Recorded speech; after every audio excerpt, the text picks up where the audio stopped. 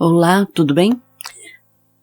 Fala-se tanto sobre a natureza, sua importância para a nossa sobrevivência nesse planeta, como preservá-la, etc. Então, neste vídeo, vamos entender um pouco sobre significados e conceitos de natureza, como era o entendimento dos antigos filósofos e a visão atual da nossa ciência. Também estender um pouco mais esse conceito para aquilo que não vemos, mas que, no entanto, fazemos parte, dependemos para a manutenção de nossas vidas. Definição. Em seu sentido mais amplo, a natureza equivale ao mundo natural ou ao fenômeno do mundo físico que não depende da intervenção humana para nascer ou se desenvolver. Do latim natura, que tem por significado qualidade essencial e aquilo que nasce de uma ação. A palavra natureza também diz respeito a algo que é inerente à essência de um ser ou condição. O termo natureza faz referência aos fenômenos do mundo físico e também à vida em geral. Geralmente não inclui os objetos artificiais construídos pelo homem. A palavra natureza provém da palavra germânica naturist, que significa o curso dos animais, caráter natural. Natura é a tradução para o latim da palavra grega physis, que em seu significado original fazia referência à forma inata que crescem espontaneamente plantas e animais. O conceito da natureza como um todo, o universo físico, é um conceito mais recente que adquiriu um uso cada vez mais amplo com o desenvolvimento do método científico moderno nos últimos séculos. Dentro dos diversos usos atuais dessa palavra, natureza, pode fazer referência ao domínio geral de diversos tipos de seres vivos, como plantas e animais, e, em alguns casos, aos processos associados com objetos inanimados, a forma em que existem os diversos tipos particulares de coisas e suas mudanças espontâneas, assim como o tempo atmosférico, a geologia da Terra, e a matéria e energia que esses entes possuem. Esse conceito mais tradicional das coisas naturais implica uma distinção entre o natural e o artificial, entendido este último como algo feito por uma mente ou uma consciência. Entendida a definição da palavra, agora veremos algumas ideias dos antigos filósofos tentando definir a natureza. Tales de Mileto interessou-se muito pela água e sua presença em nossas vidas, observando atentamente suas fases e sua presença em tudo que existe e precisa existir, chegando então à conclusão de que tudo é água. Anaximandro. Para Anaximandro, discípulo de Tales, o princípio originário não poderia ser definido, não tinha forma e exatidão, mas apesar disso tudo concordava com seu mestre sobre tal substância geradora, o que o levou a afirmar que o apeiron, que pode ser traduzida por infinito, tinha essa responsabilidade. Anaximenes. Para Anaximenes, o universo e tudo o que nele existe teria se originado a partir do processo de rarefação e condensação do ar, o sopro necessário. Tudo é ar. Heráclito de Éfeso. Heráclito, contrário dos filósofos de Mileto, não é conhecido por postular que o mundo é originário de uma única substância, mas por afirmar que o mundo, a vida e tudo que existe nele não é estático, ou seja, está em constante transformação. Tudo flui. Os contrários, os opostos, são necessários para entendermos a vida e seus sentidos. Heráclito afirmou: não podemos entrar duas vezes no mesmo rio, porque tanto o rio quanto nós já não somos mais os mesmos. Pitágoras. Sua teoria foi desenvolvida ao perceber que o som produzido quando uma corda era esticada variava segundo uma proporção exata. Partindo daí a ideia de que, assim como há uma relação íntima entre a música e a matemática, tudo no universo também deveria seguir a mesma lógica. Ele acreditava que em cada número, de 1 a 9, se realiza a expressão da vida humana. Por isso sua afirmação é: tudo são números. Uma pequena observação sobre o pensamento dos filósofos da antiguidade. Os problemas filosóficos que vivenciamos hoje muito se diferenciam daqueles vividos pelos primeiros seres humanos. Isso, contudo, não quer dizer que nossos problemas são mais importantes, mas sim que os problemas filosóficos dependem sobretudo do período em que são formulados. Por exemplo, antigamente os seres humanos não tinham um método para averiguar respostas para perguntas como a água cai do céu, o que é um relâmpago e um trovão no meio de uma tempestade, como as plantas saem da terra, etc. E como podemos perceber, eles queriam explicações mais plausíveis, mais racionais para suas perguntas, não bastando mais as explicações mitológicas. Em Mileto, hoje Turquia, que as explicações mitológicas começaram a ser substituídas, principalmente quanto à sua origem. Dito isto, vamos observar a ciência moderna. Aos 56 anos, Leonard Molodinov é dono de uma biografia singular. Nos anos 80, trabalhou como roteirista nas séries de TV MacGyver, Profissão Perigo, Jornada nas Estrelas, a nova geração. Depois se tornou professor do Instituto de Tecnologia da Califórnia, Caltech, autor de best-seller e parceiro de Stephen Hawking, um dos mais brilhantes físicos da atualidade. Com ele escreveu 2 livros, Uma Nova História do Tempo e O Grande Projeto. Molodinov é também um dos sobreviventes do atentado terrorista de 11 de setembro de 2001. Tinha acabado de deixar o filho na escola nas imediações do World Trade Center, quando o primeiro avião atingiu a Torre Norte. E em maio de 2016, ele deu uma entrevista para a revista Veja. Pergunta: em O Grande Projeto, o Sr. e Hawking afirmam que não precisamos de Deus para explicar o universo. Por quê? Resposta: algumas pessoas têm mania de tratar a ciência como um monstro que quer dominar o universo.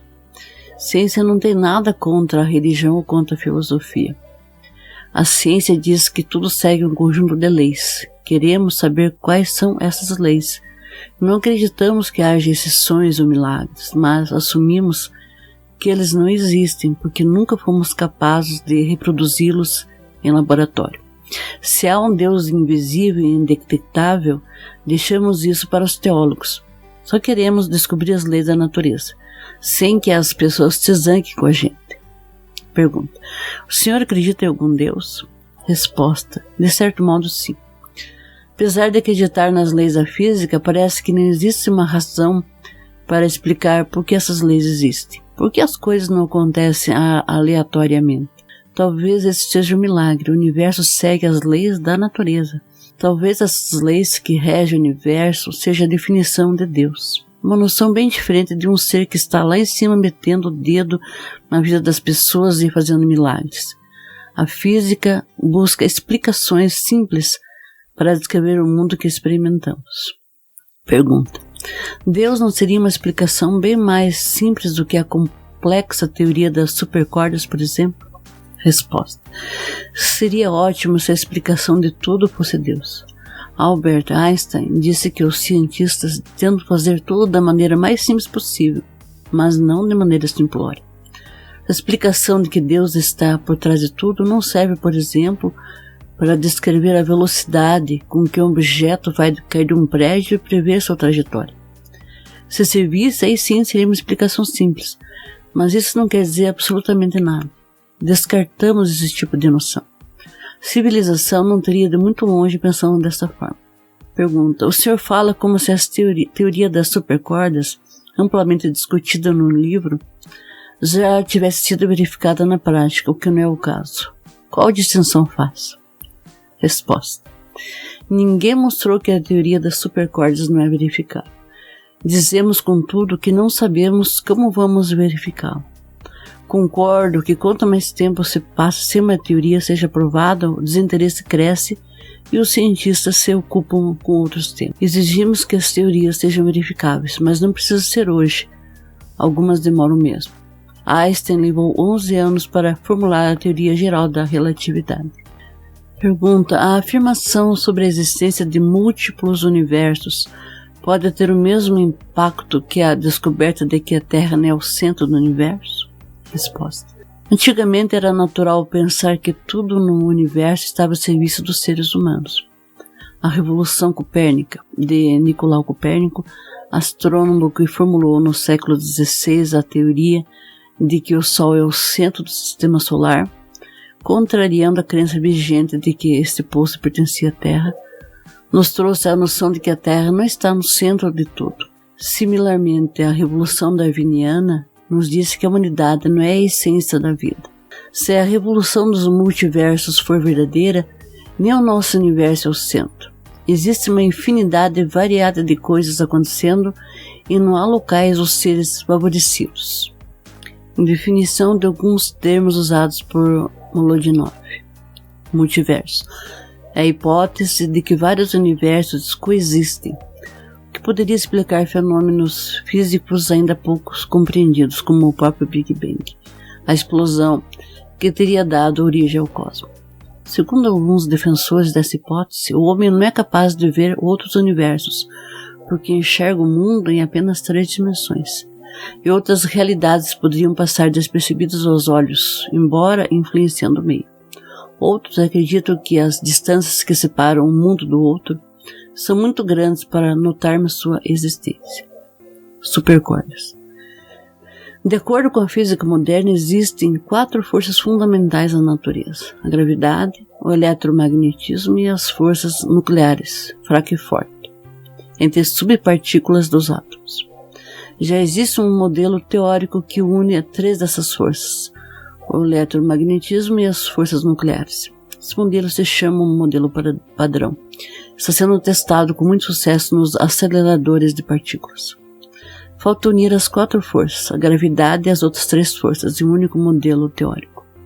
A teoria das supercordas é a candidata que vem ganhando mais força nos últimos anos para se tornar a teoria de tudo. Então, essas são algumas ideias que os antigos filósofos e a ciência moderna tinham e têm sobre o universo e a natureza em si. Percebemos basicamente que o ser humano sempre busca as respostas de todas as maneiras, seja através de religiões, filosofias, ciências, enfim. Ele quer saber a origem, o início, como tudo começou, e busca isso há milhares de anos. Não é de hoje a preocupação do ser humano em saber o que causou o seu aparecimento aqui nesse planeta. Até agora não conseguiu, teorias existem muitas, mas os cientistas não conseguem provar os fundamentos básicos de suas teorias. Ficam questionando que pode ser isso, pode ser aquilo. Por exemplo, o que a teoria do Big Bang não explica. O que foi que causou essa explosão? Por que houve essa explosão? Qual a energia contida nesse corpo que causou essa explosão? Qual é essa energia? De onde veio? E por que formou esse universo? E muitas outras indagações. São essas e muitas mais as perguntas sem respostas, e como a própria ciência diz, que não existe efeito sem causa, e sem ter respostas para essas perguntas, sua teoria não se sustenta. Fica assim, aos que acreditam e aos que não acreditam, porque não conseguem provar o que falam. E se o ser humano não sabe como foi o seu princípio, também não sabe como será seu fim, porque aqui nesse universo tudo que começa um dia vai acabar. Nós apenas conhecemos a natureza visível, aquela que podemos ver, tocar, mas desconhecemos a essência da natureza, o oculto, aquilo que não podemos ver.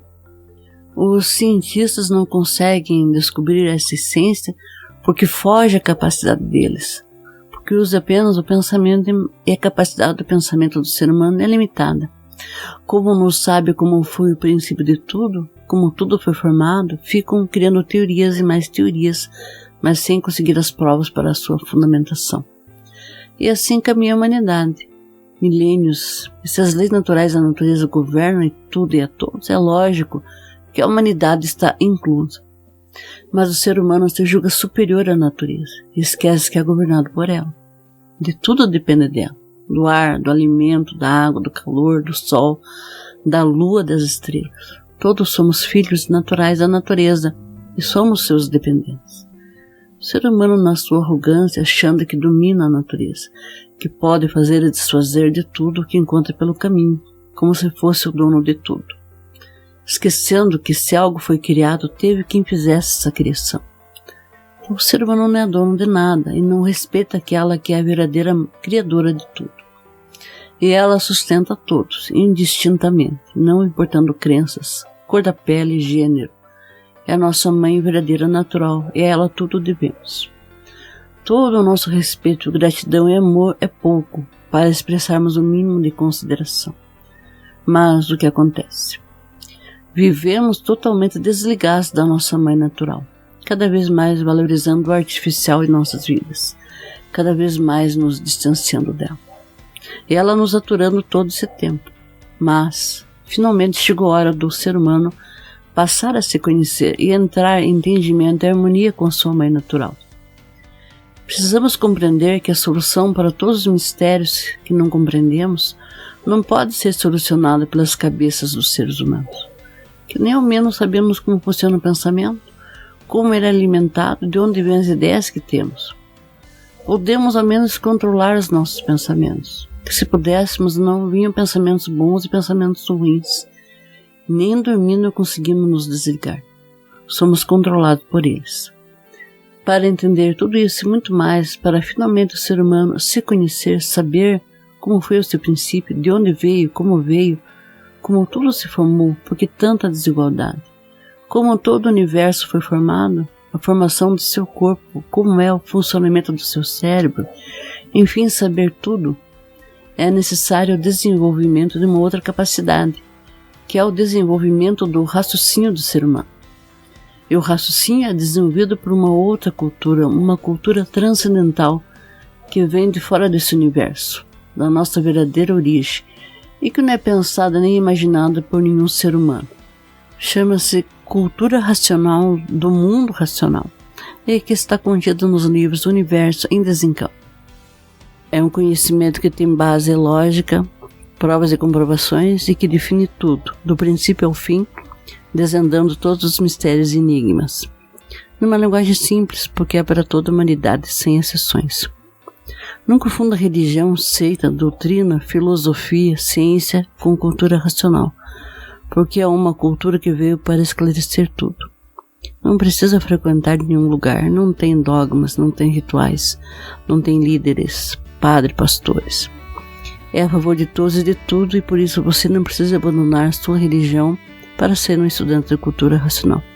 Simplesmente lendo e relendo o livro Universo em Desencanto, dentro de sua casa, você terá todas as respostas que sempre teve curiosidade em saber.